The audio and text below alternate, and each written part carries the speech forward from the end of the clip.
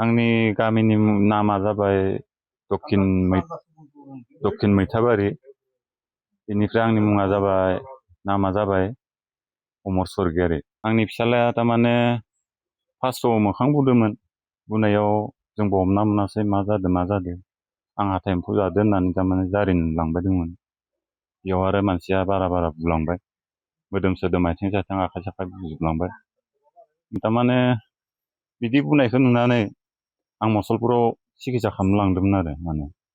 बे लांनायाव दा मसलपुराव सिकित्सा खालामनायाव बुंदोंमोन आरो माने पेसाब परिखा खालामदोंमोन आरो थै परिखा खालामनायाव माने एम्पिटेक्स किडनि डाउन ओरैबायदि बुंदोंमोन आरो माने लाखिनो होदोंमोन बिसोरो, जाहाथे थारमाने मास मोनसेसो नांगोन बेमारा हामनो होनना बुंदोंमोन।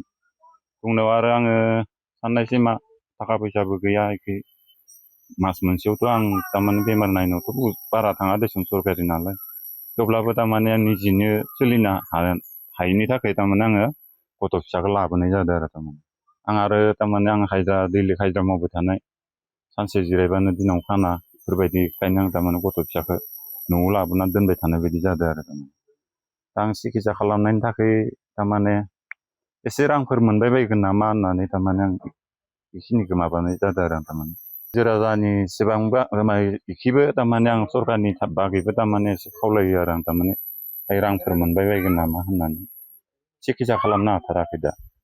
ओरैनो बिसनायाव गोलैना दं आरो गथ'आ। माने आंनि दा नायनायखिनियाथ' आं नायबायानो, आं मथा मथि दा गथ' फिसाया 2.5 मासानो जाबाय बेमार जाना गोलैना थानाया। अबस्थाया बेनोसै दा माथो खालामबावनो, दायो रायजो राजाफोरनि गेजेराव थारमाने गथ'नि अबस्थाया एकदम बोरैबा जाथारदों थारमाने। आथिं आखाइ बुनाय बारा जाबाय, थाबायनो हाया, गाबबाय थायो, मोखां सोखां बुजोब्बाय।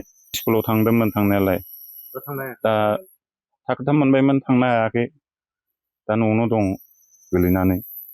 थेवब्लाबो साननैसो थांदोंमोन थांनायालाय स्कुलाव, ओरैनो थारमाने नुजानानैल' फैयो आरो थारमाने सारआ बुंहरदोंमोन नालाय। फैसानि अभाबाव दा सिकित्सा खालामनो हाथाराखै आरो।